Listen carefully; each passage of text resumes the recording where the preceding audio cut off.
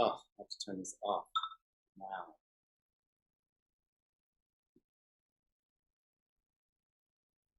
And now, Deborah Kobylt live. Hi, everyone, and thanks so much for joining us today on our program. We have a wonderful guest joining us today, Antoinette Abbamonte. Antoinette is an extraordinary actress. She's a producer and was recently in the film Since August. And she's joined today by her interpreter for the day, John Wolfe Nelson. Thank you so much for being here, Antoinette. Oh, thank you so much for having us. So it's really very exciting for me to be interviewing you because I saw your film and I was riveted. I couldn't stop watching it. I was telling all my friends about it. You did an extraordinary job in this film. You played a deaf person, a mother who is deeply in grief. And it was, tell me a little bit about, if you will, the film. And to be honest with you, the importance of this film, particularly for the deaf community.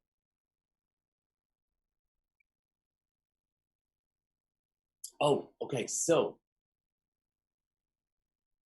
first of all, the story is a story that could happen. Well, it did happen to Vedette, my character, Vedette. She is a deaf person whose life is turned upside down, just like anyone else's life can be. It was a great impact on her life. And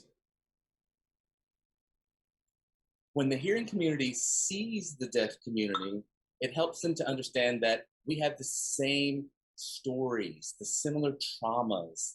We just happen to be deaf and in the story. And I think that that's really the best start for a movement in telling stories about being deaf. I mean, yeah, we're deaf. You see it, we know it, you understand it. It's just our life in story. We want other people to feel connected to us, or like connected to me as a mom, the character of Vedette as a mom, whose son, who is a mother. The story is deeply about love and forgiveness and relationships. So everything is right there. You know, but what was interesting about watching this film, you know, you've, of course, your entire life, you have been working as a deaf person and performer, right? But there aren't an awful lot of deaf performers in Hollywood, and for that matter, in business, right? We don't often go to the office and have someone working next to us who is deaf. And I think it's very important to talk about how you're a true advocate for the deaf community in all areas of life, right?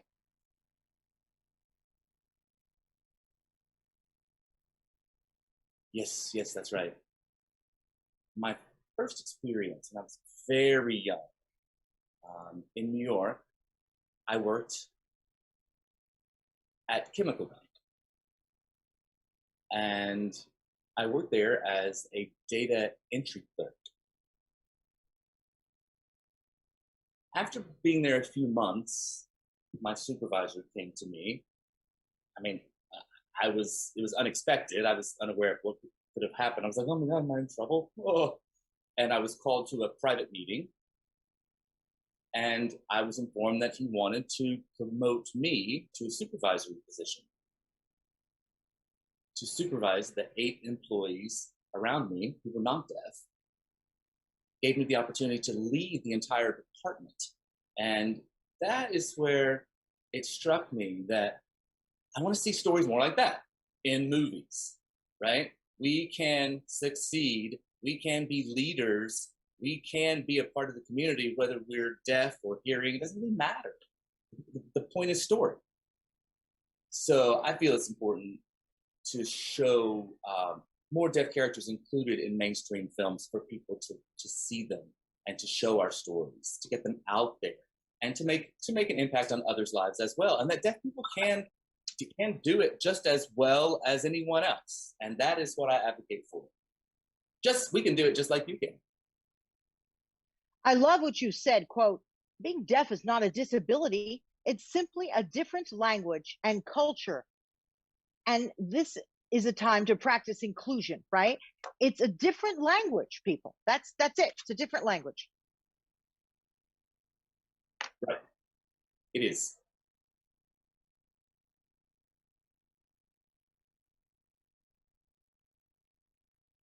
For people who are part of a disability community, being disabled means that you're focusing on what one can't do as opposed to what one can do.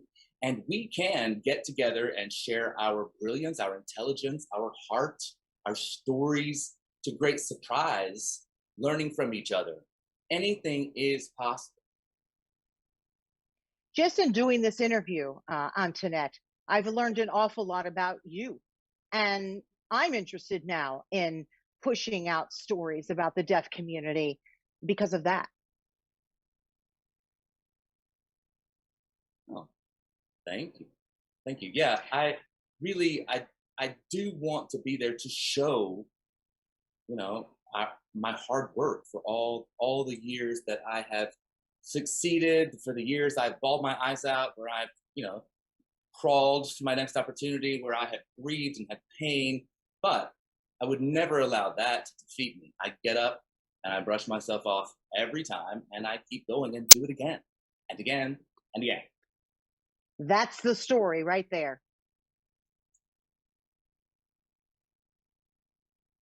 Talk a little bit about growing up in Brooklyn. Your parents were from Italy. They are both deaf. So that's awfully brave of them to come here to America, the both of them deaf. How was that for them? Now, they were both tailors, correct? Yes, that's correct. Actually, my grandfather, Carlo Abbamonte, was the first one to arrive here in New York. He worked in Little Italy in downtown New York for the Italians there.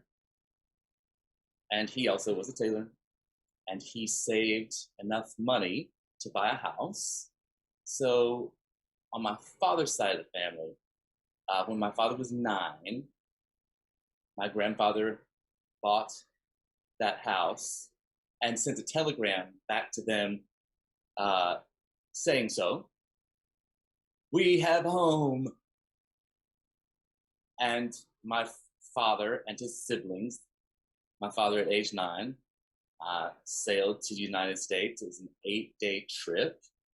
Wow. And my father then went to Fanwood School for the Deaf, where he remained until he graduated. My grandmother, his mom, he said to her, you know, I want to get married to a nice Italian woman. And my grandmother said, oh, yes. And I think I know another woman, she's, you know, another grandmother, who had a daughter who was deaf. And wow. The two then began to correspond. And my father went with his mother, and they took the boat back to Italy and met each other and got together, because both sides of those families, their parents believed that it was important that they be able to communicate with each other, that it'd be best that they get married. And he came back to New York and brought my grandmother with her. You know, my mother said, brought my mother back with him. My grandfather had actually been a winemaker and run a small farm on a small town, you know, with a very scant number of folks. And when she got to New York, she was a little taken aback. She had a lot to learn. She learned American Sign Language from my father and his friends. And then I was born deaf. My brother was born deaf. And we have just lived our entire lives there. You know, my mom's a fighter, and she really instilled that in me. I love her so much, so much. I have to tell you, I'm starting now to learn the Italian language.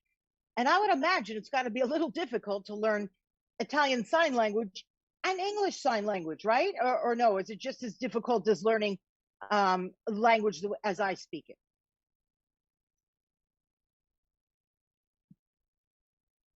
Well, you know, I do go to Italy, to my mother's hometown every summer. We went there many summers when I was young, and they have a deaf club there. So people are using their own indigenous sign language, and it's interesting. When I come into town, I kind of feel like it's just easy to assimilate to their language. I just really connect with them, even though it is different. You know, signed and spoken Italian, different than what we use. Um, I really always try to figure out what people are saying, trying to match reading their lips with the words that I can pick up and from their gesticulation and their signs. And I love connecting with people, with anyone, really just trying my best to communicate.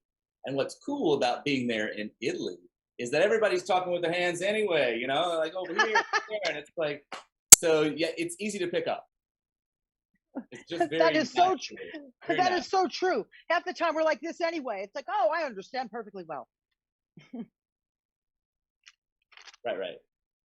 Let's talk a little bit about you going to school. As we said, you're born in Brooklyn. You were the first deaf student to attend the American Conservatory Theater in San Francisco. That's pretty extraordinary. That's hard enough to get into as it is. And then, of course, you worked with the National Theater of the Deaf, right? Talk to me about your training, please.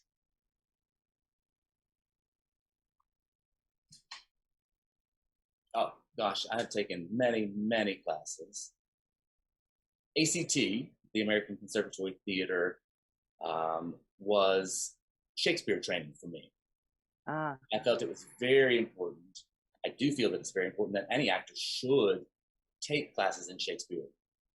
It's a great thing to have as a part of you, because there's such a range, tragedy to comedy, in Shakespeare. Yes. And so if you could embody that and be ready for anything, you'll be ready as an actor. So when I first fell in love with theater, I learned that I was going to have to take a lot of classes. Not a lot of offerings for deaf folks. So I had to go around to like schools for, you know, hearing actors and find a way to get interpreters to work with me to keep taking those classes. And I had just done it so many different ways, so many different methods I have studied. And you know, there's never a time when I'm sitting in acting class thinking, please hurry up, and watching the clock, ever. It's just my passion, and I love feeding myself by teaching myself. And I want other deaf people to join me too, because it's really exciting to share what I've learned from, you know, the hearing world and hearing actors with other deaf people. And because I want other deaf people to be successful and find joy in creating theater and performing. Now, for those people who might not understand, I'm going to ask this question for them. What is it like taking classes side by side with the hearing community? Was that a bit of a challenge for people in the hearing community initially to sort of, you know, figure out how to work with an actor who is deaf and their interpreter? Or was it something that they just sort of very easily assimilated to? I find often when I am in the theater, most actors who have studied as actors are ready, bright-eyed, and willing to connect. They're just ready. They're ready for anything. And that's where I always find that little delight in connecting with folks in the theater. You know, even though they're hearing and they don't know sign, it doesn't matter. I think about what I do in my everyday life. My family signs, my children sign, all of them are hearing, but they do sign. What happens when I go to the market there's no interpreter there? How do I communicate with people? That's just the nature of being alive. Am I going to write a note? Am I going to text on my phone? Well, now there's texting on phones. Am I going to point to my list? Am I going to gesticulate? Like, what am I going to do? I'm always finding a way. It's just natural. And it's a natural way of teaching hearing people. And I'm sure when some hearing people encounter a deaf person, they see the hands moving and everything, they're like, what? Now, many of have bright faces and open hearts, but there are some who are like, what do I do? And I just always make it okay. Like, I want to connect with them, and so I make it as easy as possible for them to learn something new. And then after they've met me, they're like, wow, look at that! I met a deaf person. I communicated. Yes. So we're teaching each other in those little ways. You That's have had an my experience. Not just for me, but it's an experience for them as well. You've had an extraordinary career in your industry. Of course, your latest film, Since August. You've been on Curb Your Enthusiasm, the ABC show Ryan's Hope, right? Switched at Birth. Could you tell me some of the productions that you've been a part of that were really really stick out to you, that you're very proud of?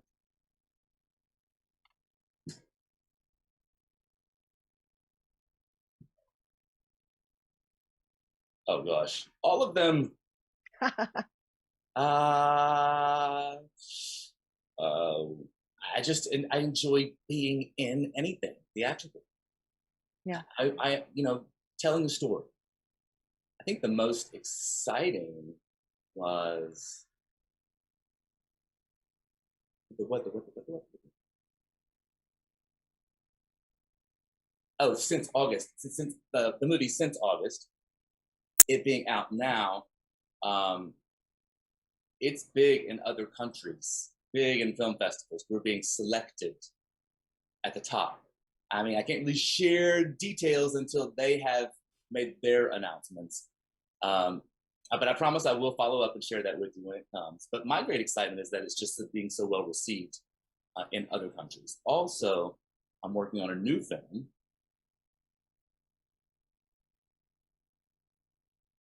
And I'm working with Warren Zide, very well-known producer.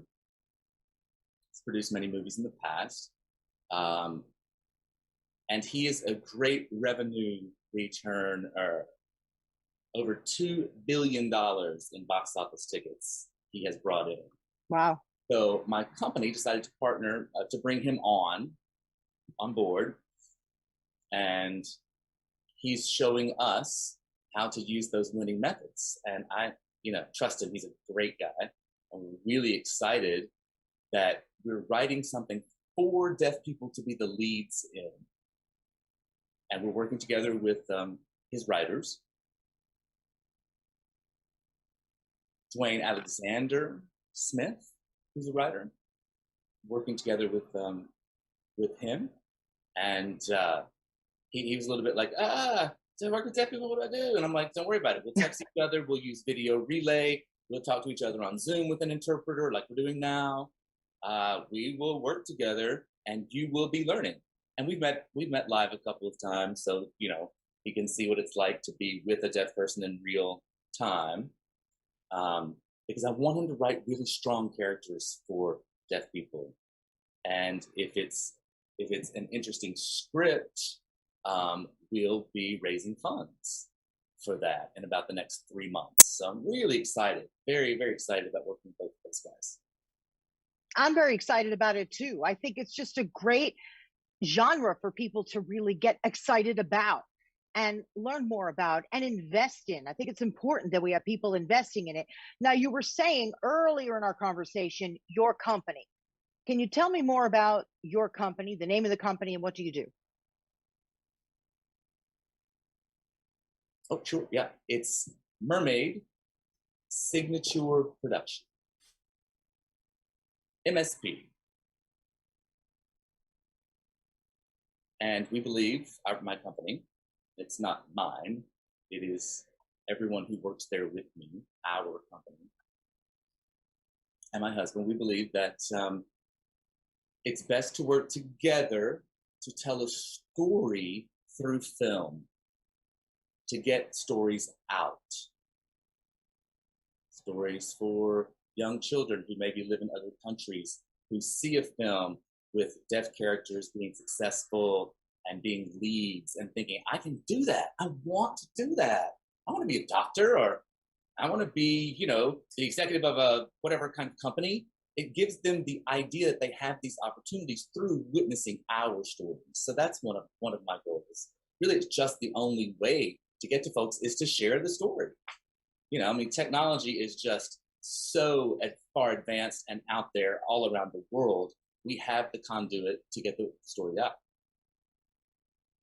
You're beautifully inspiring, and it's also great that you are a woman who's doing this with your company and with your acting and all the work that you've done. So I salute you for that as well. So thank you for being part of our community and shining a spotlight on the deaf communities. Thank you very much for that.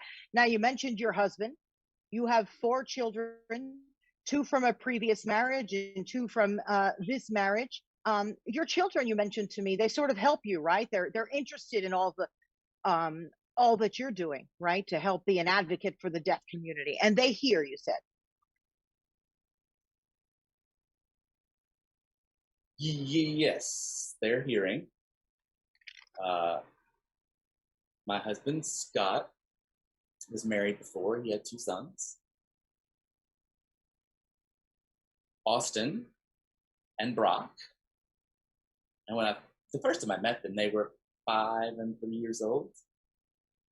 And they picked up sign really quickly. They have very different personalities. Austin likes to spell, and Brock likes to act things out, use facial expression, make it big. So they've got great personalities for that. I love them both. Scott is a wonderful father. I mean, I fell in love with him because he just great. He started taking classes the minute we met. He did not know sign language, and he decided to take ASL classes. He wanted to be able to communicate with my parents and my brother. And then Scott and I have 2 more children. 2 more boys. 4 boys altogether. Yeah, they treat me like a queen. Ha, ha. Tell me about it. I've got 3 boys. I'm not sure I'm treated like the queen, but I've got 3 of them. I'm going to have to work on it.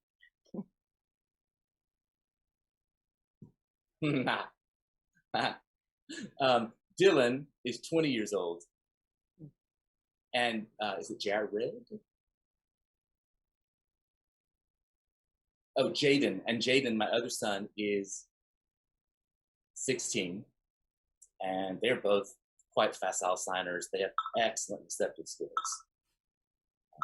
I began reading books to them in sign language, translating from English into sign with the pictures in the book and everything since they were little babies. And it's just their natural language because we've shared it since they were kids. They're great, huge advocates of mine. They're always excited about what I'm doing. Since August, they were really excited to see, and they were so proud of my work, which is just so lovely. Yeah, and they want to see more deaf people getting out there and performing and being seen. Not just me. They want it for everybody, other actors too. We want to see more deaf actors out there. Antoinette, I also wanted to mention that the movie Since August, which was directed by Diane Zoros,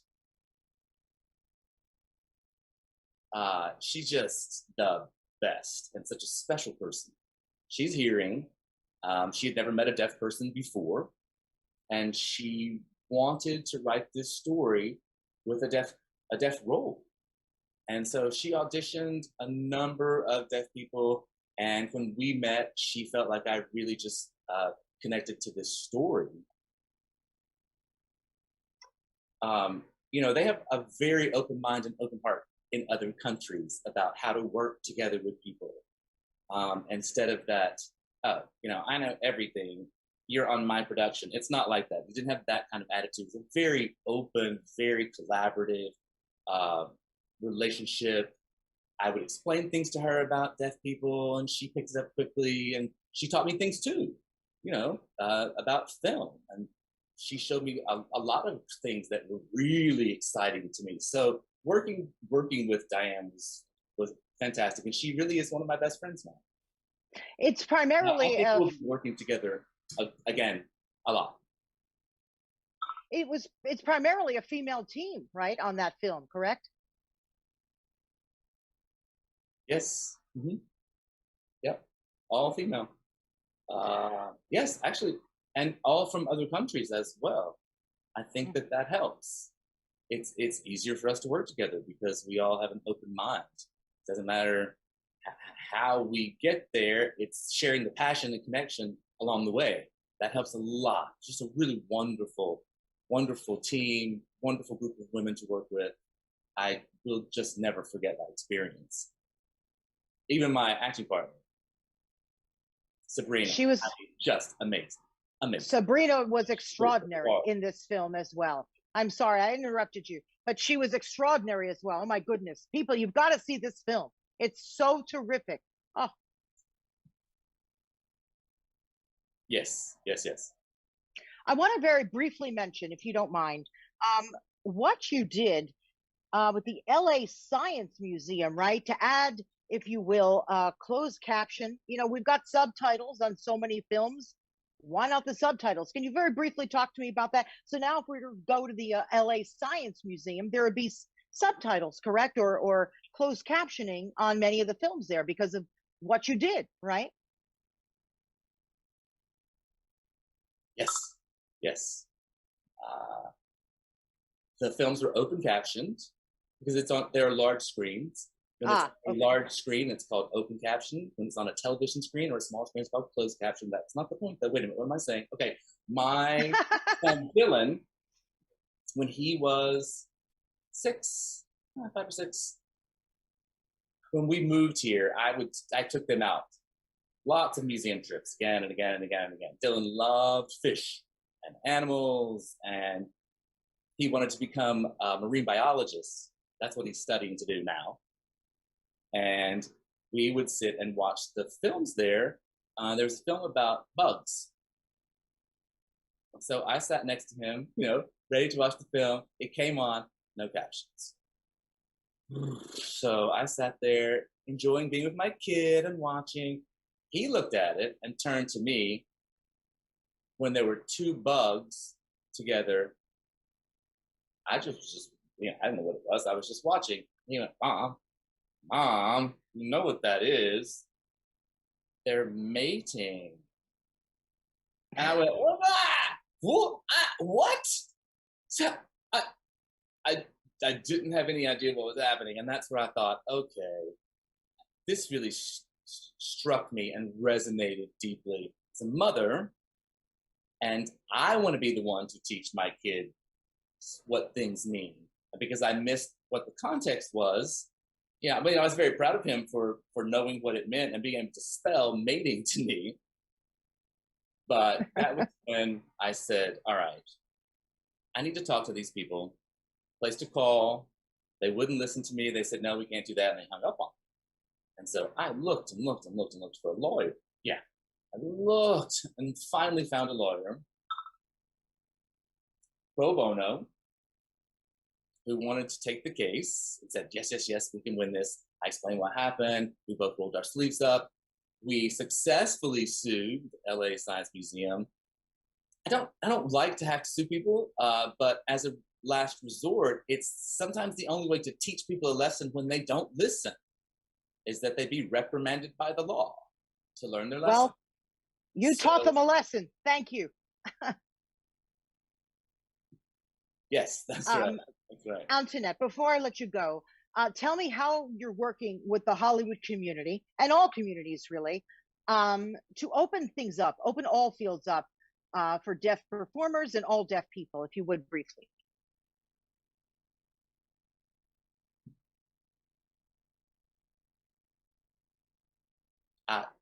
It being me, folks being themselves, standing up with competence, regardless of whether people want to denigrate you or demean you. One has to find a way to work around things. There are lots of barriers out there for everybody, but you find your way around them. It depends on who you are, what you can crack open. Sometimes you find people who are willing to work with you and are easy to communicate with. Those people you have to seek out. Often I need an interpreter too, but I also want to work without an interpreter to show that I could be a leader as well and communicate on my own I don't want a helper. And don't wait for my helper to get here. No, let's talk this out. I have a voice to exude who I am, of my culture. And I want other deaf people to follow that example as well. Yeah, bring an interpreter when you need one. You don't need an interpreter to hold your hand, and the interpreter should be in the background, not in front of you. That's just, what we're doing, and telling an authentic story, being authentic, being who you are, not cowering behind others because you're deaf, standing out and saying, hey, I'm me. And that is just the only way to do it. Antoinette, thank you so much for joining us today. And we're going to be watching Since August on the film circuit. Tell us how people can watch it, because I had sort of had a special code to, be able to see it early. But when will people be able to see Since August? Would you tell us?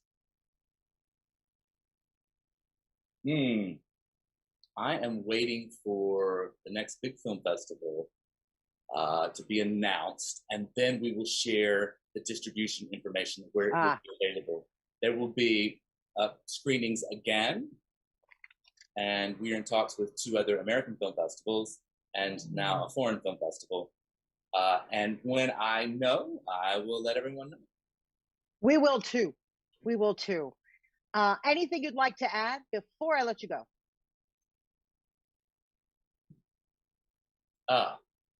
Thank you. Thank you, Deborah.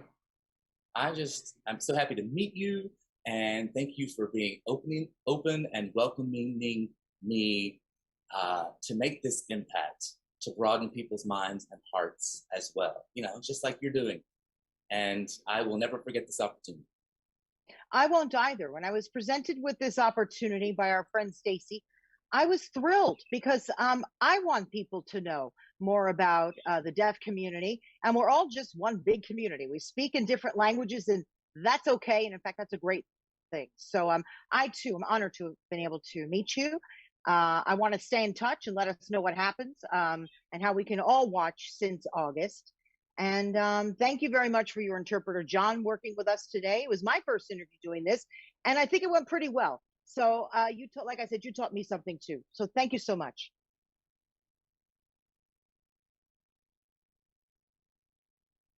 Thank you so much. In fact, I'm going to end by saying this: ciao, ciao, because we're both from that same region of Italy, right? And that's another thing that binds us. Ciao, ciao. And everybody, I really appreciate all of you joining us for our show today. Now, you could see us on Facebook, on YouTube, on IGTV, and then just about any audio platform out there. Just put our names in and you'll find us, and you'll find our interview with Antoinette. So I appreciate all of you being here with us today. And again, please look out for the film Since August when it comes out. And thank you very much. Have a great day. Bye-bye. Thank you. Ciao, ciao. Ciao, ciao.